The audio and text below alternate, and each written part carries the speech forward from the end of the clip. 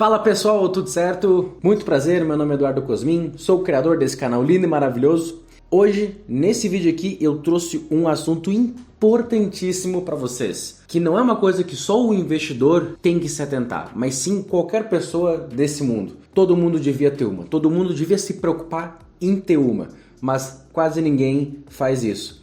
Reserva de emergência. O que é uma reserva de emergência?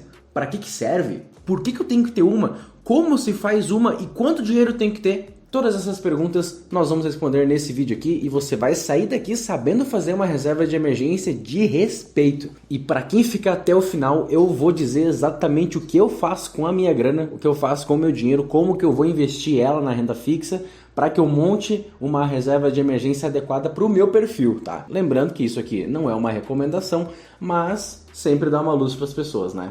Mas antes de seguir para o vídeo, eu preciso te pedir para deixar um like, deixar um comentário, se inscrever no canal. Nós estamos começando agora e eu tenho muitas ideias interessantes para trazer de conteúdo aqui no nosso canal. Então, se você der um like, se você der um comentário, o YouTube vai entender que esse conteúdo é importante. E, poxa, gente, quem é que não precisa lidar bem com dinheiro, né? Então, deixando um like e um comentário aí, você faz esse conteúdo que é muito importante chegar para várias outras pessoas e assim a gente consegue crescer aqui no YouTube como canal. Então, sem mais enrolação, bora pro vídeo. Beleza. O que é uma reserva de emergência, Du? Cara, uma reserva de emergência, ela é justamente uma reserva que tem um valor ali, que você deposita um valor mensalmente, pré-construindo ela, né? E a função dessa reserva é sanar todo e qualquer problema que tu venha passar ao longo da tua caminhada como investidor. Poxa, mas em que tipo de situação que eu vou ter que usar isso? Cara, imagina a situação que tu tá de boaça no teu emprego e alguém chega e te dá aquele aviso. Você tá demitido. Esse tipo de coisa é difícil de se escutar e na hora a gente desaba, a gente quebra, né? Porque a gente fica pensando, cara, de onde é que eu vou tirar esse dinheiro, né? Se você não tem a reserva, cara, realmente a situação tá complicada. Agora, se você tem a reserva de emergência, você vai passar aqueles meses, né, em que você já está à procura de um emprego muito mais confortável, botando a cabeça no travesseiro toda noite, sabendo que as contas estão pagas, sabendo que tu pagou água, luz, tem comida na mesa, tem tudo certo, porque tu se planejou e fez uma reserva. Porque é realmente uma reserva de emergência. A emergência não avisa que vai acontecer. Então, quando tu precisar, tu vai utilizar. Outro exemplo é, tipo, eu bati o meu carro, né? Meu carro tá quebrado lá, tá atirado às traças. Se eu não tenho dinheiro, obviamente eu vou ter que me endividar. Eu vou ter que passar no cartão de crédito, eu vou ter que pedir dinheiro para um familiar, ou o pior de tudo, eu vou ter que me endividar com o banco. Porque, enfim, quando eu né, investidor, né, empresto o dinheiro para o banco, eu tenho uma taxa. Quando o banco empresta para uma pessoa, essa taxa é bem mais alta, tá? Só o cara lá da ponta que pegou o empréstimo que se lascou. E ninguém sabia disso. Então, a reserva de emergência, ela vai te ajudar a sanar problemas como a perca do seu emprego, como ficar ali sem a sua renda, né? Se você é autônomo, vai te ajudar a lidar com, bom, quebrei o carro, me acidentei, preciso de dinheiro agora para pagar uma dívida ou alguma coisa do tipo. A reserva serve para qualquer coisa aí. Então, ficou mais claro agora que se eu tenho meu próprio dinheiro, né, para resolver aquilo, eu consigo resolver aquilo de forma mais rápida, né? Eu não dependo dos outros e eu não preciso cavar um buraco mais fundo ainda para depois eu começar a tapar ele, né? No caso do empréstimo, né? Que eu vou lá, pego o dinheirinho, mas depois eu fico pagando 1 milhão de anos. E não vale nem um pouco a pena, né? Então, ter a reserva é a melhor coisa que você vai fazer. Poxa, legal. Beleza, Edu, entendi. Agora, onde eu deixo esse dinheiro? Deixo debaixo do colchão? Não. Cara, a resposta é não. Não deixo debaixo do colchão. Mas, pô, por que eu não posso deixar debaixo do colchão? Cara, tem opções muito mais interessantes do que debaixo do colchão, entendeu? Até porque tem uma coisa que se chama inflação.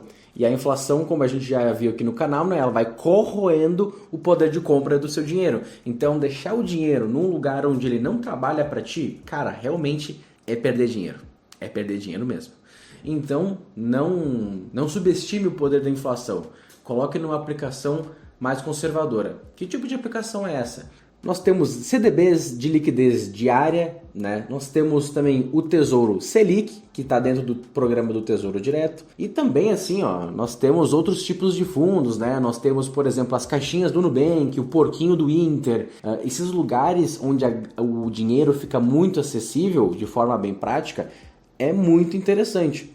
Porque a sua reserva de emergência, ela precisa estar num lugar muito seguro e muito líquido. Por conta disso, a sua reserva não vai render muito bem, porque existe um triângulo ou um tripé impossível, chame do que quiser, mas existem 3 coisas que você não consegue no mercado financeiro de cara, que é segurança, rentabilidade e liquidez. Se encontrar essas 3 coisas juntos, é pirâmide, fuja. Brincadeiras à parte, gente, mas por que eu não vou encontrar isso, né? Por que eu não encontro essas 3 coisas? No caso da reserva de emergência, ela é muito segura e ela é muito líquida, né?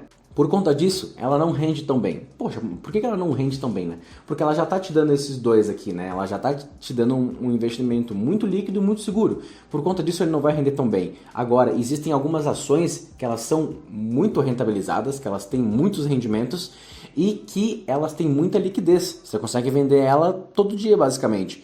Por conta disso, é uma aplicação mais arriscada. Você entende que por ter muita rentabilidade e muita liquidez, ela vai perder um pouco da segurança. É um investimento mais volátil. Ele vai subir mais e vai descer mais.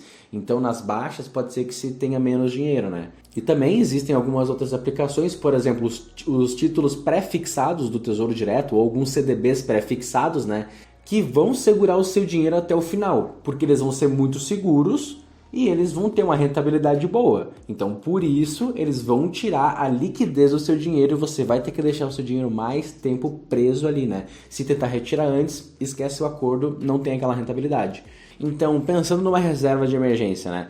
Eu preciso de 100% do valor que está ali, 100% do tempo, basicamente, não é?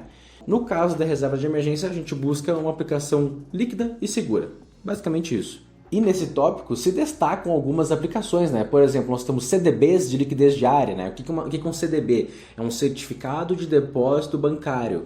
E no CDB eu empresto dinheiro para o banco, né? O banco pega o meu dinheiro, fica lá com ele faz o que precisa, né? E me paga uma taxa por causa disso. E nesses CDBs, muitas vezes eles têm liquidez diária, né? Ou seja, se eu peço hoje em horário comercial, eu consigo sacar. Se é após o horário comercial, eu consigo sacar no próximo dia útil, né? Ou se, por exemplo, eu peço no final de semana, eu recebo na segunda-feira. Mas também tem CDBs de liquidez imediata, né? Então, no final de semana, você também pede lá o saque, ele faz o saque, né?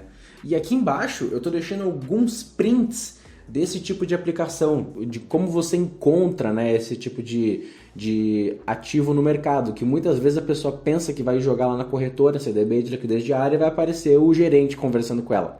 Não é assim, né, cara? Então, é basicamente isso, certo? Nós também temos o Tesouro Selic, né? O Tesouro Selic, ele é muito seguro, né? Por exemplo, os CDBs, eles têm o seguro do FGC, Fundo Garantidor de Crédito, que vai te reembolsar até 250 mil por CPF por instituição financeira, com um fundo até de R$1 milhão.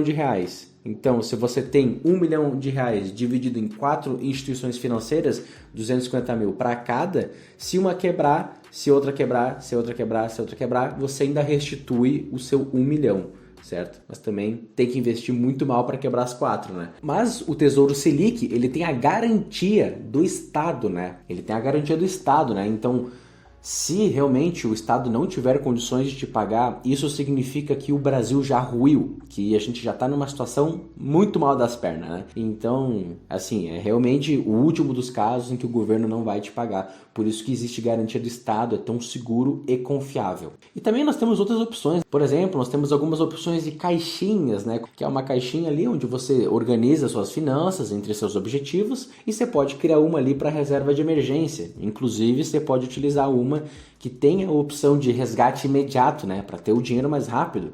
Beleza. Agora, quanto dinheiro que eu tenho que ter nisso aí? Cara, a resposta é depende. Depende mesmo.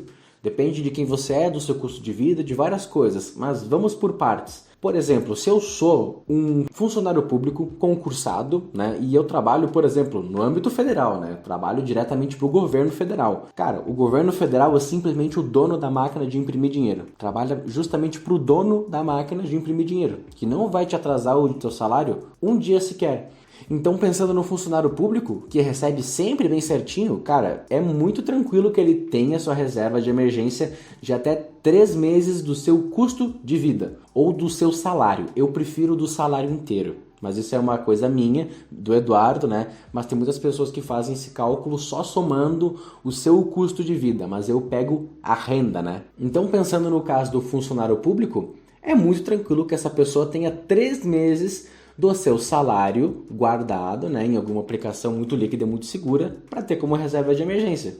Porque ele está sempre recebendo ali, né? Agora, por exemplo, se for um funcionário CLT, né? Que ele, como é CLT, ele já está meio arriscado ali, ele pode ser demitido mais facilmente, né? O concurso público tem estabilidade. Então, sendo um CLT, pode ser que ele passe por isso mais vezes, né? Então, é muito entendível que uma pessoa que tem mais volatilidade na sua vida tem uma reserva de 6 meses da sua renda, né? Já é muito confortável 6 meses, né? Agora, se o cara é um autônomo, é um empreendedor, né? Tem períodos que o negócio vai mal, né? Mas tem períodos que o negócio vai muito bem. Então, nesse tipo de caso, ter 1 ano, 12 meses da sua renda, né, é muito interessante. Então, quanto mais volatilidade, mais complicado é o meu segmento, mais eu tenho que ter de reserva, porque eu posso passar por mais problemas, né? E às vezes eu fico pensando, né, será que o pessoal realmente faz cálculo com investimento? Porque quem vai construir uma reserva de emergência sabe de uma coisa, cara, que esse negócio vai demorar demais para ser construído. Ter uma reserva é muito importante, né? Mas ela vai demorar muito para ser construída. Porque, vamos fazer um cálculo aí. Supondo que eu dou 10% do meu salário mensal, né, para construir a minha reserva, o que já é um valor legal. Se eu dou 10%, em 10 meses eu tenho um salário.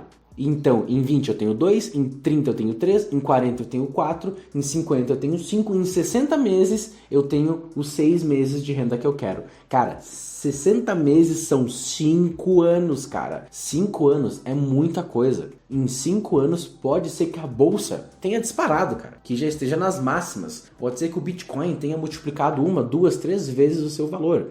Então, você entende que sim, é necessário fazer a sua reserva de emergência, porque tu precisa dela. Mas também é interessante colocar o pezinho em outros segmentos, né? Para tu também ir sentindo esse tipo de coisa. Não ficar preso só àquele modelo ali muito líquido, muito seguro de investimento, né? Porque talvez tu não tenha rentabilidade nenhuma. E daí, do que adiantou tudo isso, né? Então a gente não precisa esperar completamente, né, a reserva ficar pronta. Seria muito bom se a gente conseguisse construir ela mais rápido. E se você tem essa condição, eu recomendo que construa ela mais rápido, né?